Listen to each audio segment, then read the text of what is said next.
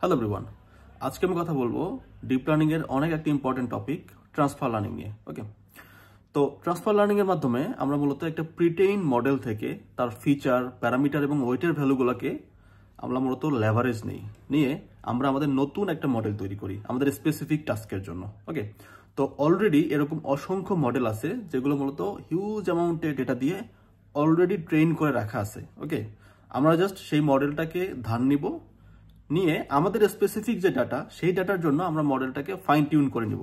তো fine tune করে আসলে খুবই স্ট্রেট ফরওয়ার্ড। আপনি কিছু লেয়ার আনফ্রিজ করে সেটাকে অ্যাডজাস্ট করে নিতে পারেন বা কাস্টম লেয়ার অ্যাড করতে পারেন, সেটা খুবই স্ট্রেট ফরওয়ার্ড। এবং অসংখ্য প্রিটেইন মডেল থাকার কারণে আমাদের যে সুবিধাটা হয়েছে সেটা হচ্ছে যে আমাদের অনেক কম্পিউটেশনাল রিসোর্স কম থাকা সত্ত্বেও আমরা কিন্তু মডেল তৈরি করতে পারি এবং অনেক কম টাইমে মডেলকে ট্রেন করা পসিবল। ওকে, তো এরকম আপনি যদি কম্পিউটার ভিশন চিন্তা করেন বা এনএলপি অথবা জেনারেটিভ এআই, প্রতিটা ফিল্ডেই আসলে অসংখ্য প্রিটেইন মডেল আছে যেগুলো অ্যাভেলেবল। ওকে, তো আমি যদি কয়েকটা মডেলের নাম বলি ফর কম্পিউটার ভিশন, তাহলে সেক্ষেত্রে রেসনেট হইতে পারে, ইমেজনেট হইতে পারে, ইনসেপশন হইতে পারে, বিজিজি হইতে পারে, এমনকি ইয়োলো হইতে পারে, আরসিএনএন হইতে পারে, ফাস্টার আরসিএনএন হইতে পারে।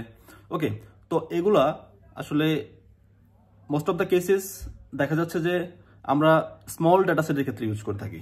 বাট আপনার যদি কোনো রিসার্চ বেসড প্রজেক্ট হয় বা কোনো একটা স্পেশালাইজড ফিল্ড লাইক মেডিকেল ফিল্ডে যদি আপনি কাজ করেন, সেক্ষেত্রে স্ক্র্যাচ থেকে সব কিছু তৈরি করে নেওয়াই ভালো এবং সেক্ষেত্রে আপনার অনেক বেশি কম্পিউটেশনাল রিসোর্সের প্রয়োজন বা টাইমের প্রয়োজন হতে পারে।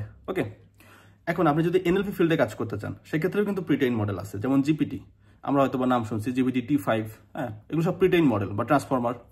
এমনকি আপনি যদি জেনারেটিভ এআই ফিল্ডে কাজ করতে চান, সেক্ষেত্রেও কিন্তু আছে।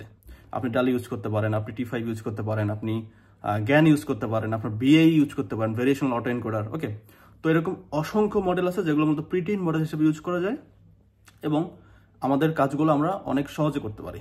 ওকে, তো আপনি যদি প্রিটেইন মডেল সম্পর্কে বা ট্রান্সফার লার্নিং সম্পর্কে আরও বিস্তারিত জানতে চান, আপনি গুগল করতে পারেন, অথবা আমার প্ল্যান আছে আমাদের ইউটিউব চ্যানেলে আমি ট্রান্সফার লার্নিং এর উপর একটা ফুল প্লেলিস্ট তৈরি করব। সে পর্যন্ত ভালো থাকবেন। আসসালামু আলাইকুম।